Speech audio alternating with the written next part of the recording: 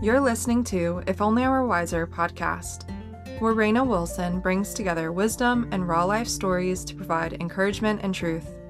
So many times it's easy to become discouraged in your own pursuit of health because your story or circumstances look drastically different from your favorite influencer or even the expectations you had for yourself. If that is you, welcome! This space is for you to learn, breathe, and maybe just listen and see what wellness could look like for you. Hey friends, welcome back to the If Only I Were Wiser podcast. On today's episode, I have sweet friend Emmalee Thompson. Emmalee is a registered nurse turned holistic practitioner with a focus on women's health, hormones, and fertility. She is also a wife, mother of 2 young children, and passionate about slow and intentional living. In this episode, we get into all things prenatal nutrition, what you should be eating, how much you should be eating, and why exactly your prenatal might not be serving you as well as you think it is. So let's go ahead and dive in. Welcome, Emmalee, to the If Only I Were Wiser podcast. Thank you. I'm so excited to be here. I had just mentioned to you that I'm so jealous that you guys live in Florida because we're currently dying in Texas right now. I think it's going to be like a severe heat advisory next week at like upwards of 107. So it's just gross here. No. And we like don't go outside. And for my son who lives wildly in free range outside, Yeah, we're barely making it. I can totally understand because if we skip the beach, we go to the beach like every day. If we even skip the beach one day, my kids are losing their minds. Like, I'm just like, please. And we don't own like a TV, so like I can't even like plop them in front of a screen. Like I wish that I could. We just got rid of it, and I regret that decision a lot. I mean, it's good, it's healthy, but I'm like, what were we thinking? All of that to say, I would love to get to know you. Yes. What would you like to share about your family? What does life look like aside from living at the beach? Sure. Okay, well, yeah, we live at the beach. We moved here last year. We're like 2 blocks from the water, which is just crazy and cool. I have 2 kids. They're 4 and almost 2, a boy and a girl. And then my husband and I have been married for 5 years. Really, other than working, I work from home. I used to take clients one-on-one, and now I work as part of a membership doing functional labs with 2 other practitioners. And I do a couple of other things on the side, but that's primarily what I do. And then my husband, we're actually both nurses, technically, and he still works as an ICU nurse 1 day a week, just kind of randomly. I hopefully he'll totally quit soon. That's kind of the plan. He just cut back from full time, but yeah. So that's kind of what life looks like. Most days are pretty flexible for us. We're very about just kind of slow living and enjoying life. And we spent a lot of years being very orthorexic with our food and with our lifestyle and just doing all of the right things. And I feel like we kind of lost a lot of years doing that too, even though some of it was needed. So the last year specifically to 18 months has been really kind of finding freedom from that, which has been really nice. And our move was a big part of that. So that's kind of like our day-to-day is pretty much we get some work done and go to the beach, and that's all we do. Yeah. Hey, living the dream. I will happily vicariously live through you. So, how fun. What has it been like to transition your husband from, did you say full-time to part-time-ish living? Yeah, it's been awesome. It has been a goal of mine for years. And I used to be the one that worked full-time as a nurse because he was still in school.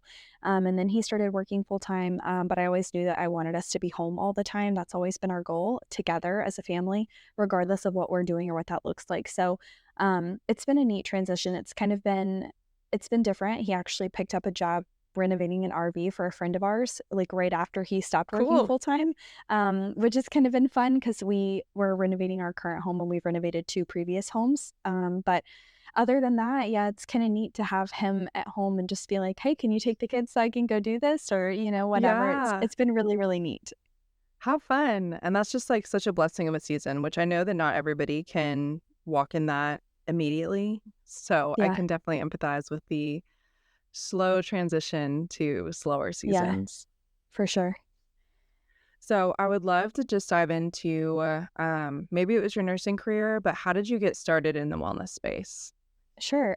So when I was 19, I was actually in the Air Force, but I had gotten a lot of vaccines all at once. And in that, I had also gotten right before that, before actually I went to basic training, I had gotten the HPV series and I began having some really weird symptoms, but they still let me go through like the medical, I don't remember what they call it, like medical readiness before you go. And nobody really caught anything. And so it was just kind of random. I couldn't really like piece together what was happening, but I knew something wasn't right, but I was really eager to go. That's the whole other story. It was really just to like, make my parents angry. It was just a bad time in my life. Hmm. And so after I did that and I went through basic and I was in tech school, my health really started declining. So I went to Charleston after that and I was there and I like woke up in the middle of the night one night and I was just urinating blood, just straight blood. So it turns out I was in renal Whoa. failure. I went to the hospital. I had a catheter. I needed blood transfusions, all of this sort of stuff. So 9 months and many, many hospital admissions later, might have actually been longer than that, I was diagnosed with lupus and rheumatoid arthritis. Um, Wow. and the second rheumatologist that I saw was the first person to ever ask me if my symptoms correlated with the Gardasil shot. Like my actual doctor asked me that. Dang. She was like, I'm just wondering because she like was very guarded with what she said. She was just like, I've just noticed some things. That's like what she said. And she was a rheumatologist at Emory's rheumatology clinic. Like you have to be approved to be seen there. Like she's a pretty prominent rheumatologist. So that was kind of what made me start realizing like, oh, like this isn't just happening. Like this like happened for a reason. Hmm. So that was when I was like 19 or 20 and I basically I was in mainstream treatment for a year and then I just realized like this actually isn't really like yes, I'm able to walk now and my kidneys aren't like completely failing, Yeah. but like also I feel like death all the time. I'm not living. Like I'm not dying, but I'm definitely not living. So this was actually before I saw that rheumatologist that connected the dots for Hmm. me. And the rheumatologist that I was seeing was really negative and just kind of made me feel stupid when I asked if there was anything that I could be doing, like diet wise or anything like that. And he basically was just like, no, that's not how this works. And I just didn't like the way that he responded to me. And so I was kind of like, I Okay. don't believe you and I don't want to see you again. And so I just walked out and I told him I wasn't going to take any more of the medication. I was on 3 prescription medications. One of them was a steroid, one was Plaquenil. I can't remember the other one. And then he wanted to put me on an injectable. And I was like, no, I read that one of the side effects is cancer and I'm 20 and I'm not doing that. Um, Mm-mm. and so I walked out. I stopped everything cold turkey, which in hindsight it was a terrible mistake. I got Yeah. super, super sick. But then I started getting better. That was like what started everything. And just like even removing the toxins in my environment, which didn't take very long, immediately relieved more symptoms than the medication ever had in like 3 months. Wow. And so that was like what made me realize like, oh, there's a lot more to this. And then everything just kind of spiraled from there. I still went to nursing school. That was before I was actually in nursing school. I didn't believe anything that I was hearing, but I just was like, I got to put food on my table. So just going Hmm. to finish this and start working. But, I've just kind of grown more and more into the holistic space. And it wasn't until I had my son, he's 4, that I kind of found like more of a pro metabolic approach. But at that point, I was still doing like, whole foods and I was doing a lot of the right things. I just really hadn't heard as much about like macro pairing and things like that. So when I started implementing that, the symptoms that I didn't even realize were symptoms started disappearing. Like I didn't realize that I was dealing with like pretty chronic fatigue just because I Hmm. felt like I had walked away from the brink of death. So like Right. how I felt was great, Yeah. but I didn't realize I still wasn't thriving until I started implementing those things. And I was like, oh, things can actually get even better. Um, so that was also around the time that I went through the functional diagnostic nutrition program and I kind of wanted to start helping other people do the same. So then I took clients for a few years and now I'm here. Yeah. Wow. That is quite a story. What was it like for you to go through Yeah. the nursing program as you were kind of unraveling like all these procedures and protocols that Western medicine had to put you on, but you were still going through Yeah. Western medicine like nursing, right? Yes. I I like to think that I dropped a lot of hints for a lot of people. Like, I like to think that Okay. I mean, I was very much so, like, on the inside. Like, I, like, viewed myself as, like, if I'm gonna have to, like, listen through this, like, bull crap, I'm gonna, like, do my part and, like, kind of make people start Mm. questioning. So, like, I asked a lot of, like, Socratic method type questions, like, "Well, what do you think causes that?" Like, I know my instructors hated me. I mean, I know for a fact they did. I was also the president of my Oh my class, so I was, like, gosh. very in their face about everything, and, so I know that they had a lot of feelings about me, but I mean, it did work out because like, while I was in my mother baby rotation, like, my postpartum rotation at the hospital, they tried to bully a mom into taking the vitamin K shot, and What? my instructor told me not to go into her room and not leave until she said yes. So Stop. dead serious, and I'm like, "You don't know who you're talking to." So I went in there and I literally, like, closed the door behind me and I was like, "There's a nurse who's about to come in here and she's gonna make you feel really bad and you're making the right decision, so don't let them push you." Okay, like, really as quick as I could, and then they did, and she didn't get in, Yeah. so I was like, "You know what? If all of this was for that moment, like, it was still worth it," you know? Um, so it was I don't know, I didn't get indoctrinated at all. I feel like I just secretly, like, indoctrinated other people for the other side. Yeah. The dark side, right? That's so funny. Yeah, it's good. Dang. Well, I think this would be a great transition into mother baby living, prenatal Yeah. health. I know that by the time that this airs, you and Annika and Laura will have launched your ear prenatal mega Yeah. resource, and I'm so excited for that. But I kind of want to start there and start like dissecting prenatal nutrition. So Sure. if you could give maybe like a definition or like what your belief is for the foundations of prenatal health, we can kind of go from there into supplementation and what that actually looks like. For sure. So as far as prenatal nutrition in general, I tend to take a really like traditional approach, like looking at what traditional cultures did for their people of childbearing age, because traditionally cultures focused on not just the women, but they also focused on the men's health in the days leading up to pregnancy, before people would get married, things like that. Like there was a big focus on the specific foods that they're eating. So when I look at prenatal nutrition, I'm really thinking about like what do we need to be doing to nourish our bodies to grow a human. And more so, even, I mean, men's health is obviously very important too, because the men's health does play very heavily into the quality of the placenta, which is obviously what feeds your baby. But I Hmm. mean, you're also the one that is growing that baby from your own nutrient stores. So if you don't have the nutrients there, your baby is going to suffer. And one of the things that they really tout in mainstream medicine is like, well, the baby will just take what they need from you. And like, they will, Yeah. but if it's not there, there's nothing to take. So like Mm. that's what we heard so much. I remember when I was going through like OB in nursing school, like, well, the baby will take, from the mother. And I'm like, I mean, what if the mother hasn't consumed whole food vitamin A in 20 years? Like, what vitamin A is the Yeah. baby going to take? So I think that there's this idea that, like, it almost doesn't matter what you do because the baby will take it from you, but it's just not true. So I think there also is, like I mentioned in traditional cultures, there was a lot of preparation. So, I think that's a lot more than just, starting a prenatal when you find out you're pregnant, or, even doctors will tell you, we'll take a prenatal, whenever you're going to start trying so that you're, quote, ready.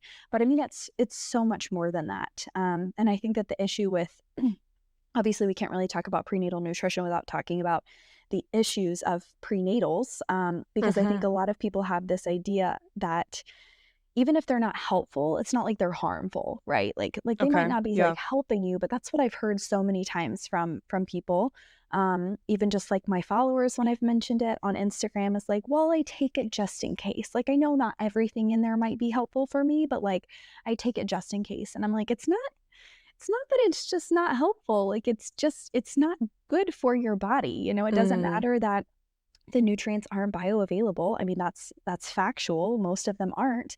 But like for example, like we know that folic acid is not just excreted in the body, out of the body when it's not used.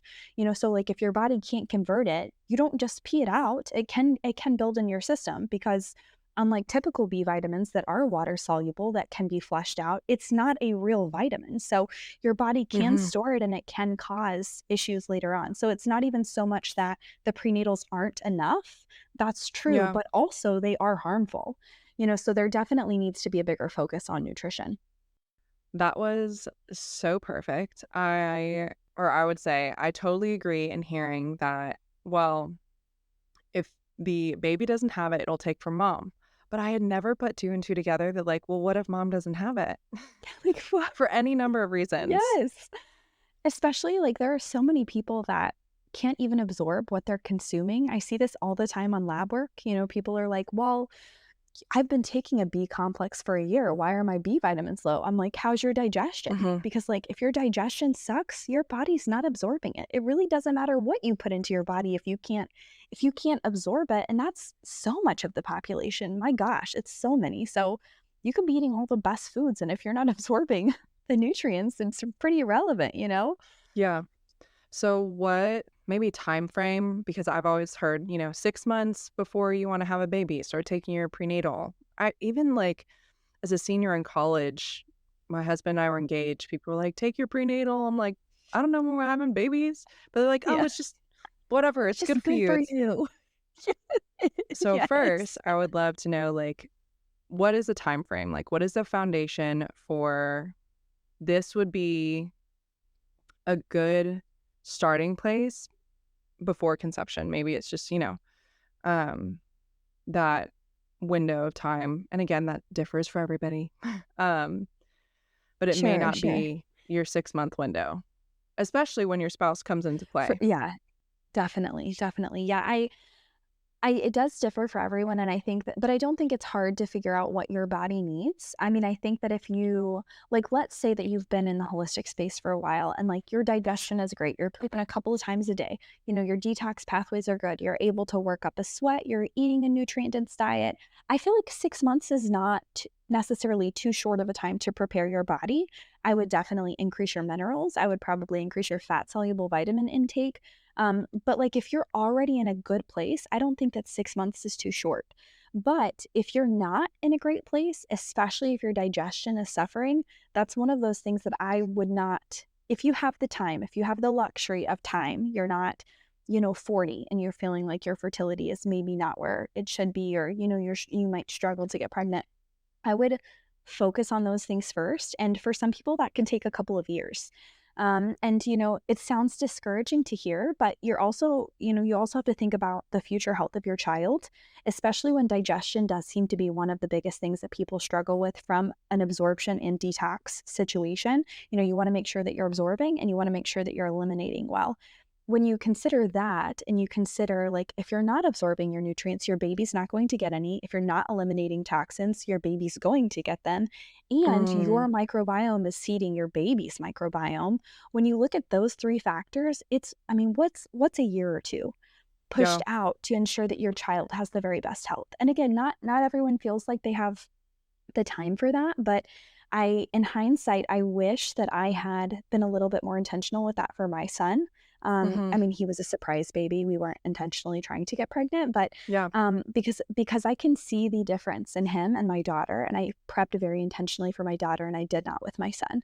And I think it plays a big role into the way that they respond, their overall. I mean, our microbiome impacts every single part of us. Right. It impacts your dopamine production. I mean, it impacts everything. So I have often wondered how much of what I see in him is because of the place that I was in when I conceived him. Wow, that's super interesting. And I think about for partners as well, so we can kind of transition to that of like the importance of your partner preparing for pregnancy. Because my husband, I think I might have mentioned this on another episode, but he came home from Ranger School. So it's like one of the Army's like most difficult trainings. He lost 20 pounds. He didn't sleep for 3 months. His skin was gray. He got home and like couldn't remember how to turn the shower on, like full Yeah. body, just a restart when he got home.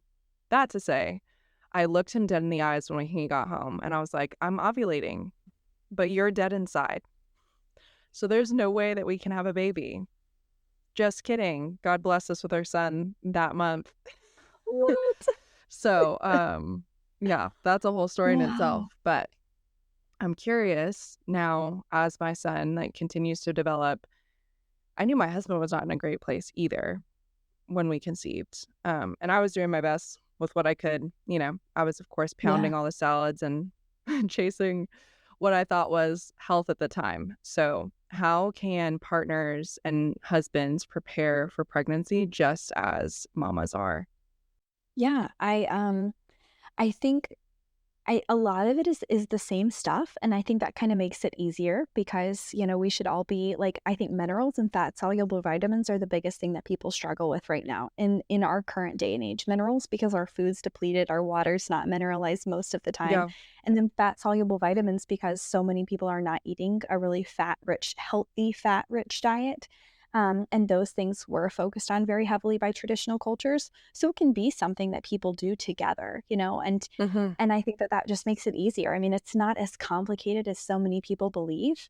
But even then, like, people don't, this isn't necessarily a nutrition answer, but even just stress levels, like you said, like like obviously your husband was under like max stress, and he was like coming down from that. Those kinds of things do impact sperm production. Environmental stress, and that being mental, emotional, and physically, environmental stress. So Hmm. also like taking time to address those stressors as much as is reasonably possible. I mean, we live in a stressful world, so it's never going to be the perfect time. Perfect doesn't Yeah. exist, but addressing those stressors in addition to increasing mineral intake, increasing fat soluble vitamin intake, I think makes a tremendous difference in the way that your body responds. And men are also not as susceptible to fertility changes as women are, and because they don't have Right. to be, their bodies are, I mean, they're not, I mean, what they spit out some sperm and they're done, like their Yeah. bodies don't have to grow anything. So in a way, it's a blessing because I think that's why men's fertility is not as easily impacted, but then in a way it's almost not because men can have poorer quality sperm and still be spitting out sperm, whereas Mm. women, when a woman's not in, she's not fertile, that is a protective mechanism. It's a protective mechanism for your future children, that Yeah. you are not fertile. So that's why I tell women all the time, like, if your period has not returned after having a child, your body's not trying to do you dirty. It's not ready for you to have another baby. Like, don't try to force it. It's a protective Mm. mechanism for you, for your future child. So I think when people view it as that, it kind of changes the way that you look at fertility or infertility. Absolutely. So let's say we're pregnant now. We've done all the right things. We took 6 months to a year, really focused on holistic nutrition, and we're pregnant. Why should we not? We touched on it a little bit, but why should we not just be popping the prenatal? And how do we continue to build on the foundation that we already created? Yeah, that's a great question. So first about the prenatal, we kind of talked about like non-bioavailable nutrients. One of the other biggest issues that I see is even the cleanest prenatals on the market still have things like vitamin E, which I'm not a proponent of taking, just because vitamin D does function more like a hormone and it doesn't function independently, so I'm not a fan of it. It usually contains beta carotene as the vitamin A instead of retinol, which I wouldn't recommend supplementing as retinol, but most people struggle with the conversion of beta carotene to vitamin A, to real vitamin A. Right. Things like ascorbic acid, which is not real vitamin C, things that you think you're getting that should be helpful and protective, Hmm. but they're not. They're more harmful. Um, and then one of the other biggest issues that I see that I don't really see anybody talking on is just the ridiculous amount of minerals, like non-bioavailable minerals, but like minerals. Mm. Like, who needs 800 micrograms of selenium in a prenatal? I mean, this, and I know because we've just been obsessing over looking at so many prenatal options in the Right. market. Most of them have so many really high levels, like 1,000% of your daily value of chromium. Like, why is that in a prenatal? Just Mm. ridiculous things. Not to mention the fillers and additives that aren't great. Most of them contain iron, which I definitely don't think anybody should be. Well, very, very, very few people. I don't like to say never ever because people are different, but Yeah. very few people should be consuming. So instead of doing that, we can prepare our bodies in or build on the foundation in different ways. So The things that I really like to focus on in the first trimester, especially, are folate and choline. So, those are the biggest two nutrients that impact neural tube development. So, neural tube development happens in the first trimester, and that's what turns into the brain and the spinal cord. And once you pass that development, it's not something that you can go back and fix. Once it develops, it's going to turn into the brain and spinal cord. And folate, and now we know choline. More recently, the scientific world has just really recognized choline's role in it more recently. Like, I think in 1998, it wasn't even considered essential before that. But if the neural tube does not develop, that's when you run into things like spina bifida and other like pretty serious genetic disorders. So folate and choline are extremely important in the early first trimester. So those are the things that I suggest people be getting in all of the time, because usually the neural tube has begun to develop before you even know you're pregnant. So it's not like one of those things that you can go back and, try to Yeah. start taking. But a lot of the times, people do experience nausea and food aversions and things like that in the first trimester. And that's where that foundation comes into play. If you've been storing up these nutrients, you should have enough stored away that you can continue to support a healthy pregnancy. But I also think, that a lot of the times when you have been consuming a nutrient-dense diet and you are prepared, nausea and food aversions occur a lot less frequently. So I think, some of that is less likely. But I will also mention folate and other B vitamins are water soluble, so you don't store them like you would store a fat soluble vitamin. So those are the things that we should still be trying to get in, even when you have aversions and even when you are feeling nauseous, because you do need to be taking them in on a daily basis. But, if you've kind of established the habit of a nutrient-dense diet, because so much of what we do Hmm. does come down to habits, I don't think it's impossible to get those things in without having to supplement them. Which of course, there are better options for Yeah. supplementation too. So if we were to look at, we just talked about getting pregnant, we talked about folate and choline. And honestly, I always thought of food aversions and cravings were kind of the rite of passage into pregnancy. But that's so interesting thinking about those nutrients. Is that something that really just comes down to your foundation? Like, is that common but not normal? Or is that something that's just expected with pregnancy, regardless of whatever nutritional foundation you've laid? I think that this is just my opinion. I have no science to back this up from a food aversion standpoint, but just comparing my own two pregnancies with my son, I could eat nothing but crackers. I Hmm. mean, I literally vomited all day, every day until 16 weeks, from like 5 weeks to Yeah, throughout the 15th week. Yeah. same. And it was the worst thing Hmm. in my life. I mean, I lost weight. I felt terrible. I cried every day because I was like, I just want to live and I Yep. can't. Yeah, it's horrible. It's Yep. horrible. With my daughter, I was nauseous. Never. Not once. I did not have one wave of nausea. I threw up one Wow. time at 12 weeks, and I think it's because I ate a bagel too fast, and then I just threw it up. I didn't even have nausea. Like, I Yeah. was nauseous with it. I just literally leaned over and threw up this bagel, and I threw up everywhere because I didn't feel nauseous. How was I supposed to know that I was gonna throw up? I also had severe food aversions with him throughout my whole pregnancy, especially to protein. I did not want to eat any protein, no meat. I've always loved meat. But with her, I had zero. I mean, I was consuming an ounce of raw beef liver every day through my pregnancy with her. So like I had Yeah. zero food aversions. So just, I mean, obviously that's just totally anecdotal, but in my own experience, when I was a lot more prepared, I didn't experience those symptoms. And I mean, she was a girl, he was a boy. Apparently, you're more symptomatic with girls, is what a lot of people claim. I mean, obviously, that was not the case with me, but I'm interested to see for future pregnancies because I'm like, I mean, it sure seems like it made a big difference. And from what I've heard from other people, it seems like that's a pretty common trend is when you are more nourished, you experience those symptoms less. And I don't know why exactly that would be other than just poorly controlled hormones. I do know that low progesterone is really heavily correlated with, or not necessarily even low progesterone, but higher estrogen in the first trimester is correlated with nausea.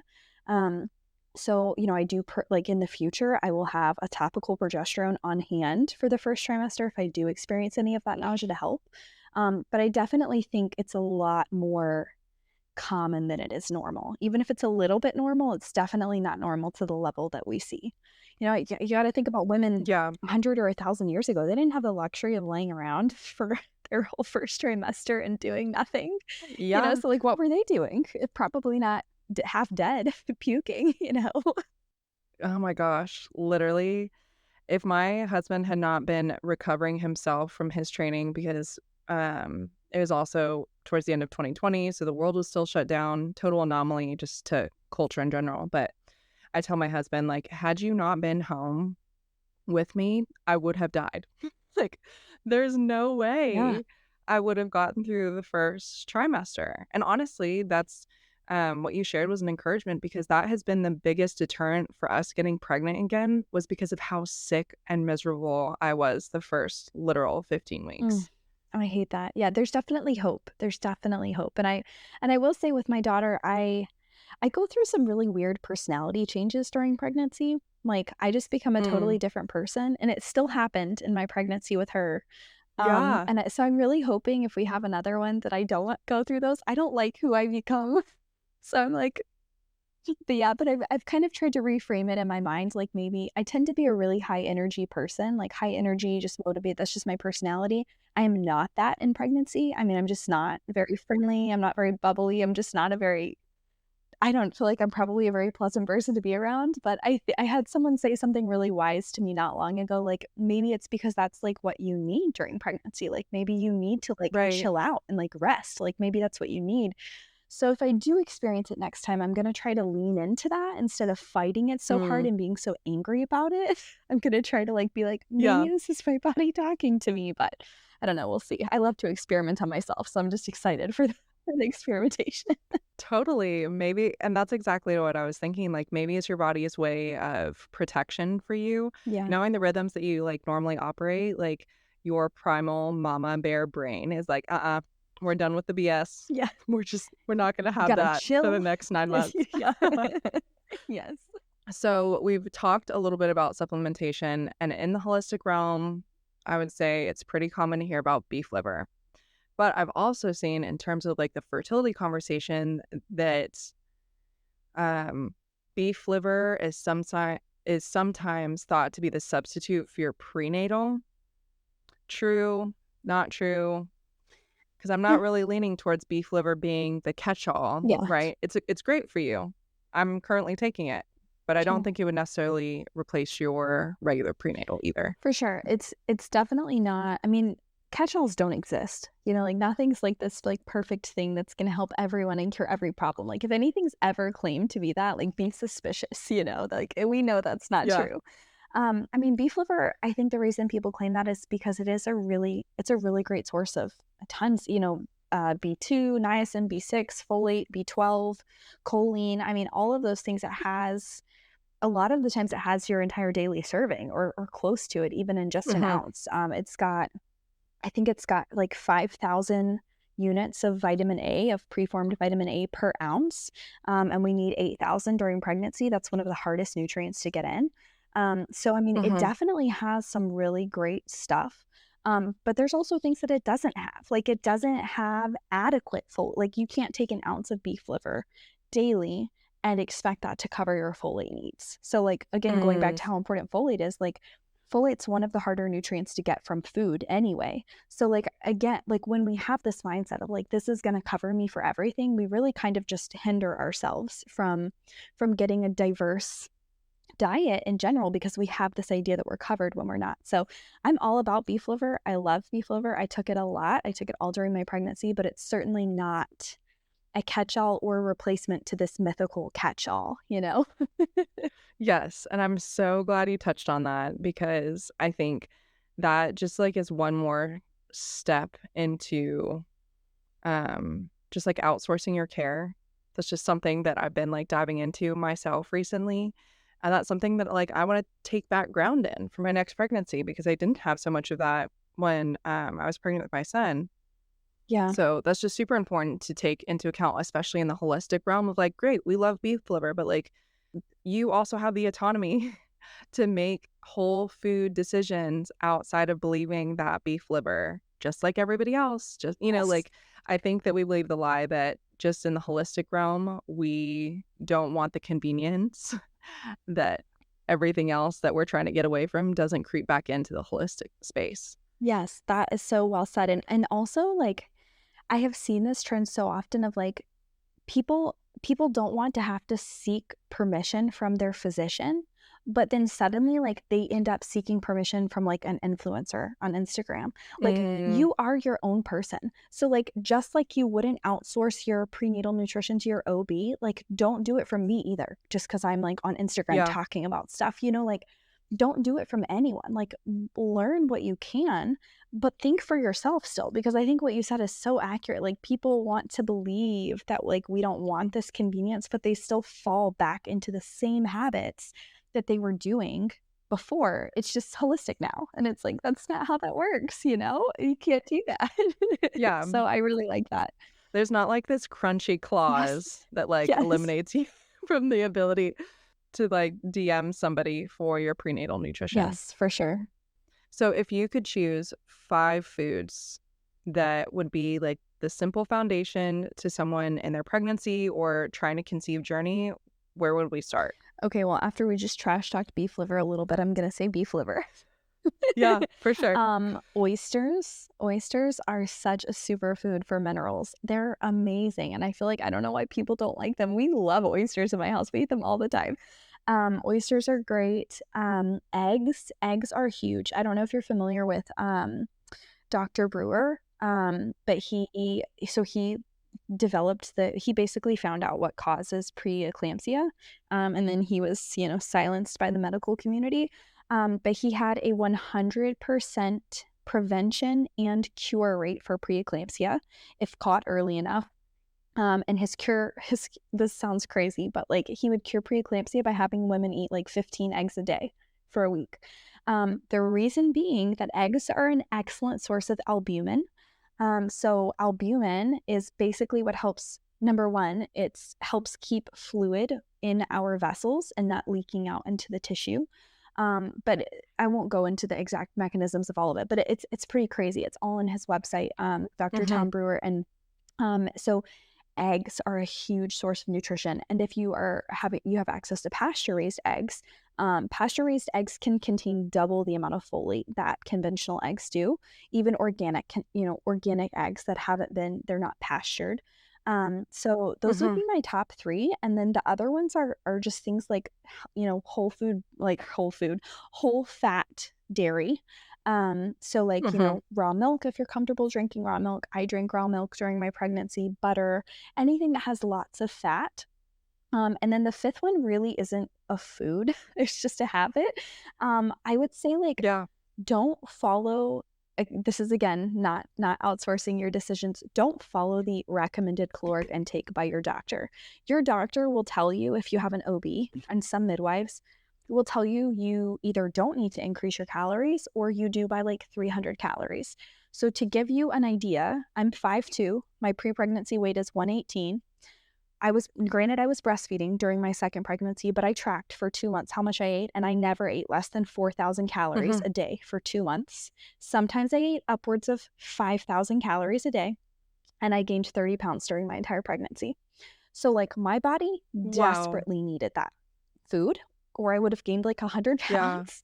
Like, there was nothing being stored. It was using up every single bit of that. And now, granted, also, I was working as a critical care nurse. I was our charge nurse. I was on my feet, 14-hour Mhm. days a week. But like, even all of that in mind, a traditional doctor would have told me I was overeating. Like, and I would not have listened because I was starving and I knew myself enough to know that I needed food. And my coworkers used to make fun of me because I would eat breakfast at 5 a.m. before I left, and then I would have second breakfast, first lunch, second lunch, first dinner, and then I would eat second dinner on my way home. But I mean, I was starving and my body needed it. But a lot, Yeah. doctors are very obsessed with weight and calories, and even in pregnancy. So, I would the other Mm. habit would be like, eat when you're hungry. And if you're not hungry, set alarms because you should be hungry. So like, if you are able Right. to eat and eat a lot, and if you find that you're gaining more weight than you feel is comfortable for your body, then you can start tracking that a little bit and thinking, maybe I could potentially be overeating, because obviously overeating is possible even in pregnancy. Mhm. But don't be afraid to eat more just because, a doctor or Google tells you that you shouldn't be eating more than 2,000 calories a day while growing a human. Because my first midwife asked how much I was eating, and she was like, okay, well, just make sure you're not over 2,200 calories a day because you're a small person. And I was like, What? I was like, I still squat like 145 3 times a week. Like, Yeah. I'm like, I'm active, right? Like, I ate more than that before I was pregnant. So like, Yeah.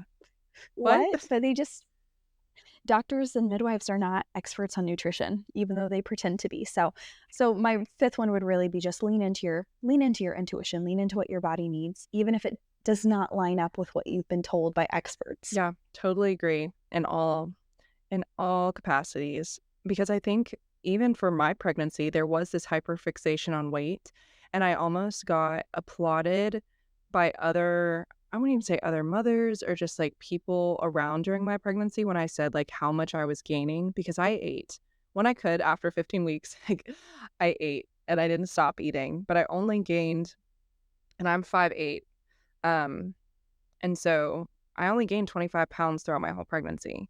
Wow. But that was almost like applauded, because it was like, oh, Yeah. you gained like nothing. Like, you look great. I'm like, okay, but I was also working full time. Like, my husband was gone for a lot of my pregnancy. Like, there was just like life happening. Yeah. So I think it's just super interesting that you touched on like the hyperfixation of weight and numbers from the medical realm, because not only did I experience that, and my doctor was like, not necessarily on my case, but like always checking my weight at every appointment, always making sure that I wasn't gaining too quickly. I wasn't in the obese, like he pulls out the BMI for my pregnancy, which is total BS, but I heard it from other people as well. So I think that was just a really good encouragement. It's just a culture thing. It's sadly such a culture thing. And about the weight gain too, I will say this. In both of my pregnancies now, I have gained the majority of my weight in the first half of my pregnancy. Even when I was Yep. sick with my son, like before like 25 weeks, like I rapidly gained weight. And interestingly enough, Same. my mom I'm the oldest of 11 children. She's had 8 biological children, and she has also always gained the majority of her weight the first half of her pregnancy. And then she usually loses a few pounds in the weeks leading up to birth. And that was my exact trend. And I Yep. remember in my first pregnancy, my midwife, she wasn't a midwife, she was a hospital midwife. Mm-hmm. Um, Yep. I remember her being like, well, you're gaining a little bit quickly. And then I remember them talking about how I was losing at the end. And I'm like, I mean, this is a very appropriate trend, like it's not like Right. it's not always going to be like this very steady climb. So those are the rules that I'm like, throw them out the window. Ignore that. If you have a provider talking to you about that stuff, to leave them, go somewhere else, like, or just stop going to Yeah. them. Yeah. We're not here for that in pregnancy. Yeah. Emily, this has been so fun. I've totally enjoyed this, but I would like to share you with our community. Where can we find you, connect with you? What services do you offer? I know that the Eat Your Prenatal Guide is going to be awesome. I can say that, but I think it would be better coming from you. Like, just the amount of resources going into that would just be a huge support for women just around this topic. Yeah, I'm so excited about it. Yeah, so I'm on Instagram. My handle is Emmalee_awake. Emily spelled kind of funny. But you'll find me, I'm sure. And then the guide, Yeah. that's it's by myself, and then Annika, like I am Annika Nicole is her handle, and Laura at Wild Lions Wellness. So it's 3 practitioners. We've all worked on it together. Right now it's sitting at like 120 plus pages. And Wow. it basically covers like anything you could ever want to know. It covers, like, we break down example prenatals of why, like, the best prenatals on the market and why they Hmm. still fall short, how to get all of the nutrients that you need through diet alone when you feel like you're struggling to get in all of that nutrients through diet alone, what kind of supplementation we would recommend, supplement sourcing, our favorite brands. There's a 7-day meal plan in there. There are recipes for really nutrient-dense meals, nutrient-dense drinks for when you are, if you do experience food aversions or you Hmm. experience nausea, how to get in those nutrients even when you can't actually chew your food. Yep. I mean, it's just it's just a ton. We even have a whole section about iron and hemoglobin. That's one of the things that I'm most passionate about in pregnancy because it is so poorly understood by the medical community. I'm talking actual doctors. I have argued with actual Mm, physicians about how iron and hemoglobin are not synonymous, and they're not. It's factual. yeah, Look up any right. science book. Actual physicians I have had this argument with that do not understand that iron. I'm like, did you go to school? Like, what are you talking about? So like, there's a whole section on that. There's a whole section on preeclampsia and protein and just all of those things. So I mean, it's pretty much anything I could ever want to tell a pregnant woman, and full price, it's less than $50. So like, you just Here can't for beat it. Yeah, it. totally. I'm already on the wait list, so Oh, we're awesome. already jumping in with 2 feet. But I have That's one final awesome. question for you that we close with all of our guests. So, if you could provide any wisdom to your younger self or for our community that is listening, what would you share? Oh, this has actually been a topic on my mind a lot lately. Um, Mm, I think that I would just say, no matter where you are in your health journey, don't let it consume every part of your life. Have some kind of passion outside of your health journey, because that is such a huge part of healing, is finding something that you love mm, that's not all about what you put in and on your body. I wish that someone had, maybe it wouldn't have made a difference if they had, but I wish someone had sat me down and told me like, hey, you can still have a fun, free life and also still be healing, and maybe I would have healed even faster. So that would be my biggest piece of advice. yes, for sure. Can we get that on like a t-shirt, please? Your healing journey does not need to be your whole personality. Yes, yes. And it was mine for a long time, so I can Yes, totally say that and not same, be offensive. for sure. Well, Emily, this has been so fun. I'm so excited to just link all of your resources, continue to support you, and honestly, just thank you for sharing your time with us. Yeah, thank you so much for inviting me. I had a lot of fun. Of course. Well, I will get all of that wrapped up for you guys and linked, and please go get the Eat Your Prenatal Guide, and we will catch you on the next episode. Thank you for listening, friend. I hope you enjoyed the episode. If you don't want to miss any wisdom or encouragement, be sure to subscribe to the show. And don't forget to rate and review. Your feedback means so much and helps our community grow. If you're looking for more wellness wisdom and free resources, head over to livingwiselywell.com or get connected with me on Instagram at wiselywell. And if you're looking for a break from the hurried health lifestyle, check out my Return to Rest resource for tangible ways to slow down and finally find rest.